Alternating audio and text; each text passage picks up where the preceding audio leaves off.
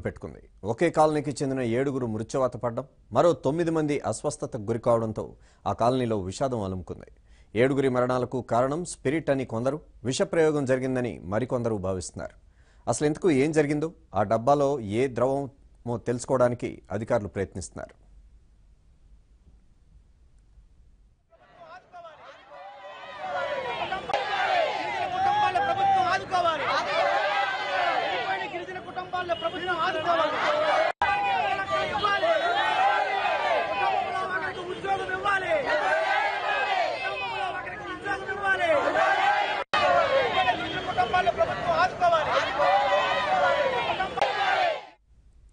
విశాఖలోని స్వతంత్ర నగర్ ఎస్టీ కాలనీలో సుమారు 150 కుటుంబాల వారు జీవిస్తున్నారు. చెత్తలో ప్లాస్టిక్, ఐరన్ వస్తువులను ఏరుకుంటూ పాత సామాన్ల షాపుకు అమ్ముతూ కొన్నేళ్లుగా వారు బతుకుబండి లాగిస్తున్నారు. దీంతో పాటు పందుల పెంపకం కూడా చేస్తూ ఉంటారు. ఈ క్రమంలో శనివారం మధ్యాహ్నం చెత్త ఏరుతూ ఉండగా చెత్త కుప్పలో బ్లాక్ కలర్లో ప్లాస్టిక్ డబ్బా దొరికింది. అందులోని ద్రవం ఉండడంతో విప్పసారా అనుకుని తమ వెంట తెచ్చుకున్నారు. విప్పసారాగా భావించిన ఆ ద్రవాన్ని ఆ కాలనీ వాసులు తాగారు. ఆదివారం ఉదయం కూడా ఆ డబ్బాలో ఇంకా మిగిలిన ద్రవాన్ని మళ్లీ తాగారు. ద్రవం సేవించిన వారికి కళ్ళు మూతపడడం, కాళ్ల నొప్పులు, కళ్ల మంటలు రావడంతో నడవలేక మంచం మీద పడుకోవడానికే పరిమితమైపోయారు. కాసేపటి తర్వాత ద్రవం త్రాగిన వారిలో అప్పడు, అప్పలమ్మ ఇద్దరు అక్కడికక్కడే మృతి చెందారు. కొండోడికి అస్వస్థతకు గురికావడంతో అతన్ని కేజీహెచ్కు తరలిస్తూ ఉండగా మార్గమధ్యంలో చనిపోయాడు. ఒకే కాలనీలో 2 రోజుల వ్యవధిలో 7గురు మృతి చెందడంతో ఆ ప్రాంతమంతా విషాద ఛాయలు అలుముకున్నాయి. కల్తీ సారా తాగి మృతి చెందారని ప్రచారం జరగడంతో పోలీసులు ఘటనా స్థలానికి చేరుకుని ఆరా తీశారు. ద్రవం సేవించిన వారందరినీ చికిత్స నిమిత్తం కేజీహెచ్కు తరలించారు. జిల్లా కలెక్టర్ భాస్కర్ మృతుల కుటుంబాలను పరామర్శించారు. పోలీసులు, ఎక్సైజ్ సిబ్బందికి దర్యాప్తు బాధ్యతలను అప్పగించారు. ద్రవంతో కూడిన ఆ డబ్బా అక్కడకు ఎలా వచ్చింది, అందులోని ద్రవం ఏంటన్నది తేల్చాలని ఆదేశాలు జారీ చేశారు. 12 మంది బాధితుల్లో ఏడుగురు ఒకరి తర్వాత ఒకరు చనిపోవడంతో పరిస్థితి ఉద్రిక్తంగా మారింది. బాధితుల కుటుంబాన్ని ఆదుకోవాలంటూ సిపిఎం నాయకులు, కార్యకర్తలు ఆందోళనకు దిగారు. బాధిత కుటుంబాలను పరామర్శించారు. మృతుల కుటుంబాలకు 20 లక్షల చొప్పున నష్టపరిహారం, కుటుంబంలో ఒకరికి ఉద్యోగం కల్పించాలని డిమాండ్ చేశారు.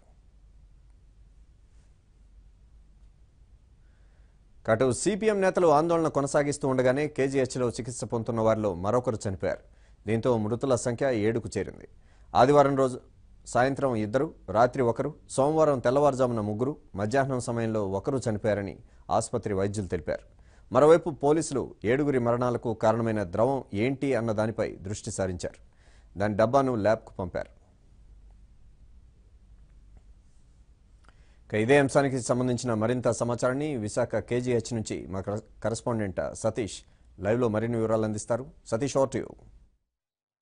గాజువాక స్వతంత్ర నగర్ ఎస్టీ కాలనీకి చెందిన 7గురు ఇప్పటి వరకు కూడా మృత్యువాత పడ్డారు. అయితే వారు ఒక నల్ల డబ్బాలో దొరికిన ద్రవం తాగడం వల్ల చనిపోయినట్లుగా తెలుస్తుంది. కొంతమంది స్పిరిట్ అని భావిస్తారు, మరి కొంతమంది విప్పసారాగా భావించి వారు తాగడం వల్ల ఈ ఘటన చోటు చేసుకుందని చెప్తున్నారు. అయితే దీనికి సంబంధించి పూర్తి వివరాలు, అసలు ఏం జరిగింది, అసలు ఎప్పుడు దొరికింది, అదేంటి అనేది ప్రస్తుతం మనతో పాటు కొంతమంది నేతలు ఉన్నారు, వారిని కూడా అడిగి తెలుసుకునే ప్రయత్నం చేద్దాం. అసలు ఏం జరిగిందండి? అంటే మీరు ఆ బాధితులతో, వాళ్ళ కుటుంబ సభ్యులతో మాట్లాడడం జరిగింది. అసలు ఆ ఘటనా స్థలంలో వాళ్ళకి ఏం దొరికింది, వాళ్ళు ఎప్పుడు తాగారు, దాన్ని ఏమని భావించారు? శనివారం వాళ్ళు 2 డబ్బాల్లో అది ఆల్కహాల్ అని తీసుకొని వచ్చి తాగటం జరిగింది. తాగిన వెంటనే సాయంత్రానికి ఒకరు చనిపోవడం జరిగింది. తెల్లవారుజామున ఆయన పూడ్చిపెట్టడం జరిగింది. తర్వాత 2వ రోజు తెల్లవారుజాముకి మిగిలినటువంటి వాళ్ళ సమస్య కూడా తీవ్రంగా మారటంతో మధ్యాహ్నానికల్లా కేజీహెచ్కి షిఫ్ట్ చేయడం జరిగింది. చేసిన తర్వాత సరిగ్గా డయాగ్నోస్ చేసినట్లయితే వాళ్ళందరూ బతికేవాళ్ళు. కానీ అది విశ్లేషణ చేయకుండా ఇప్పటికి కూడా ఫ్లోరెన్సిక్ ల్యాబ్ పంపించామని చెప్పారు తప్ప ఇప్పుడు దాకా రిపోర్ట్ రాలేదు. ఆ రిపోర్టు కెమికల్సా లేకపోతే మిథైనల్ ఆల్కహాలా ఏమిటనేటువంటి స్పష్టం రావట్లేదు. దానివలన అనవసరంగా 7గురు ప్రాణాలు బలికోవాల్సినటువంటి దుస్థితి ఏర్పడింది. రెండవది, ఇంత పెద్ద ఎత్తున కల్తీ వ్యాపారం జరుగుతుందంటే ఈ ప్రభుత్వం ఏం చేస్తుందనేటువంటి మేము ప్రశ్నిస్తున్నాం. దురదృష్టం ఏంటంటే 7గురు చనిపోయారు, మరో 9 మంది చావు బతుకులతో ఉన్నారు. వాళ్ళని ఆదుకోవడానికి ప్రభుత్వం ముందుకు రాకుండా ఎన్నికల కోడ్ అని చెప్పి దాటవేయటం అనేటువంటి సరైనది కాదు. జిల్లా కలెక్టర్ గారిని కలవటం జరిగింది. జిల్లా కలెక్టర్ గారు స్పందన అనేటువంటి చాలా బాధ్యతారహితంగా ఉంది. ఎన్నికల కోడ్ అని చెప్పి మేము ఎటువంటి నష్టపరిహారం మాట్లాడడం, మెరుగైన వైద్యం గురించి అయినా మాట్లాడమని అడిగాం. మిగిలిన 9 మందిని ప్రాణాలు కాపాడమని అడిగాం. అది కూడా నా పరిధిలో లేదు, నేను మాట్లాడకూడదు, మాట్లాడితే ఎన్నికల కోడ్ ఉల్లంఘన అవుతుందని. ఇది ఎక్కడ విషయం అని మనకు అర్థం కాదు. ఎన్నికల కోడ్లో మానవత్వం లేదా అనేటువంటి మేము అడుగుతూ ఉన్నాం. తెలుసుకుందాం సార్. ఇప్పుడు ఆ బాధితుల కుటుంబాలు కూడా వారి యొక్క బాధను కూడా చెప్పారు. అదేవిధంగా సిపిఎం నేతలు కూడా ఉదయం నుంచి కూడా వారితో పండి వారి సమస్యలు ఏంటి అని తెలుసుకున్నారు. ప్రభుత్వానికి ఒక డిమాండ్ కూడా వాళ్ళు చేయడం జరిగింది. కలెక్టర్ కూడా వారి విజ్ఞప్తి పత్రాలు ఇచ్చారు. అసలు మీ ప్రభుత్వం నుంచి ఎటువంటి స్పందన ఇచ్చారు?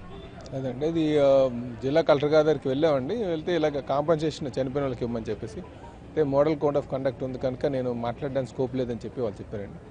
అదే మా రాష్ట్ర ముఖ్యమంత్రి వారితో రేపు వెళ్తున్నానండి. అక్కడ మాట్లాడి వీరికి కావాల్సినటువంటి ఆర్థిక సాయం నేను తప్పనిసరి చేపిస్తానని గ్రామస్తులు గ్రామ ప్రజలు అందరితో మాట్లాడిన తర్వాత వారు ఒప్పుకున్నారు. దానికి మనం పోస్ట్ మార్టం చేయించడం జరిగిందండి. సార్, ఇక్కడ పోలీసులు ఎక్సైజ్ శాఖతో మీరు మాట్లాడడం జరిగిందా? అంటే అది అసలు ఆ కాలనీలోకి, ఆ డంపింగ్ యార్డ్లోకి ఆ బ్లాక్ డబ్బా అనేది ఎట్లా వచ్చిందని దానిపైన ఏమైనా మీకు ఏమైనా చెప్పడం జరిగింది? ఇది మొన్న సాయంకాలం వీళ్ళు కన్జ్యూమ్ చేశారండి. నిన్న కూడా కాదు, నిన్న మనకి సాయంకాలానికి విషయం తెలిసింది, ఇలాగ కొంతమంది చనిపోయారని చెప్పేసి. ఒకరు చనిపోయారు, మరి ఇంకోరు కూడా చనిపోయారని చెప్పిన తర్వాత మేమంతా వెళ్ళామన్నమాట. వెళ్ళే ముందే ఎక్సైజ్ వారికి, అలాగే లా అండ్ ఆర్డర్కి, జిల్లా కలెక్టర్ వారికి ఇంటిమేట్ చేసాం. వెంటనే అధికారులు అందరూ రావడం, అసలు ఏంటి కన్జ్యూమ్ చేశారని చెప్పేసి వాళ్ళని అడిగిన తర్వాత ఇలాగ ఒక లేడీకి ఒక 2 డబ్బాలు దొరికినాయండి. అది కూడా డంపింగ్ యార్డ్ పక్కనే ఉంటారన్నమాట ఈ కాలనీ అంతా. ఆ కాలనీకి ఆతుల సైడ్ అంతా కూడా మెకానిక్ షెడ్స్ అవి ఉన్నాయి. సో అది డంపింగ్ యార్డ్ బయటన దొరికినటువంటి ఈ 2 క్యాన్లు మాకు 15 లీటర్ల క్యాన్లు దొరికినాయి. అవి ఊర్లో తెచ్చుకున్న తర్వాత అవి చూస్తే ఇదేదో స్పిరిట్లో ఉంది, లేకపోతే నాటు సారా ఏమో అని. స్మెల్ అయితే ఏం లేదు. సో ఇది అందరూ కూడా కన్జ్యూమ్ చేశారు. 16 మంది దాకా కన్జ్యూమ్ చేశారు. మిగతా వాళ్ళు కూడా కన్జ్యూమ్ చేయడానికి ఉంచుకున్నారు. కాకపోతే ఏంటంటే కొంచెం పొద్దుపోయిన తర్వాత తాగుదామని ఆలోచనతో దీంతో ఉన్నారు. ఈ కన్జ్యూమ్ చేసిన తర్వాత ఒకరికి కొంచెం పెద్ద ఏజ్డ్ పర్సన్కి అది కొంచెం సీరియస్ చేయడం, ఆ తర్వాత ఆయన చనిపోవడం జరిగిందనమాట. అది కూడా వాళ్ళు సీరియస్గా తీసుకోలేదు, ఏదో మామూలుగా అయిందేమో అనుకున్నారు. మరుసటి రోజు మార్నింగ్కి ఇంకొక 2 చనిపోయేసరికి అప్పుడు సీరియస్నెస్ వచ్చి ఆ గ్రామ పెద్ద ఆ ఊరికి వెళ్ళి ఆ ఊర్లో ఉన్న వాళ్ళందరినీ కూడా బలవంతంగా ఆటోలోకి ఎక్కించి పంపించడం జరిగింది. అప్పుడు మనకి బయటకు వచ్చింది అనమాట ఈ విషయం, ఇలాగ ఏదో కన్జ్యూమ్ చేస్తారని చెప్పేసి. కనుక ఆ టిన్లు కూడా ఆ మెకానిక్ షెడ్లో ఒక్కోసారి ట్యాంకులు క్లీనింగ్కి వస్తాయండి. క్లీనింగ్కి వచ్చేటప్పుడు అందులో మిగిలిపోయినటువంటి లిక్విడ్ని తీసి డబ్బాల్లో పెట్టడం కానీ, లేకపోతే ఆ ట్యాంకర్లోనే ఏదైనా వెళ్తుంటే దాన్ని దొంగిలించి అక్కడ పెట్టడం కానీ బహుశా జరిగి ఉండొచ్చు. కారణాలు అనేది అందుకే అన్ని విశ్లేషించమని చెప్పాం. విశ్లేషించడం, దాన్ని ఎంక్వైరీ చేయమని చెప్పాం సీరియస్గా. ఇక్కడ ప్రస్తుతం మనం చూడొచ్చు, బాధితుల తరపు నుంచి మాత్రం సిపిఎం నేతలు ప్రస్తుతం వారి యొక్క సమస్యలు మాత్రం ప్రభుత్వానికి తెలియజేశాం. ప్రభుత్వం కూడా దీనిపైన స్పందించాలి అనేది చెప్తుంటే, ప్రభుత్వ పెద్దలు, స్థానిక నియోజకవర్గ ఎమ్మెల్యే కూడా దీనిపైన ఏదైతే బాధితుల తరపున ఈ విషయం మొత్తం అంతటిని కూడా సీఎం దృష్టికి తీసుకువెళ్తాం, బాధితులు కూడా సహాయం అందిస్తే ఇప్పుడు అన్ని చంద్రన్న బీమాతో పాటు మొత్తం వారికి ఎన్ని విధాల సహాయం చేయాలో ప్రభుత్వం పూర్తిగా ఆదుకుంటుందంటూ ఆయన చెప్తున్నారు. వీడియో జర్నలిస్ట్ రాజశేఖర్తో సతీష్, ఏబిఎన్ ఆంధ్రజ్యోతి, విశాఖ నుంచి.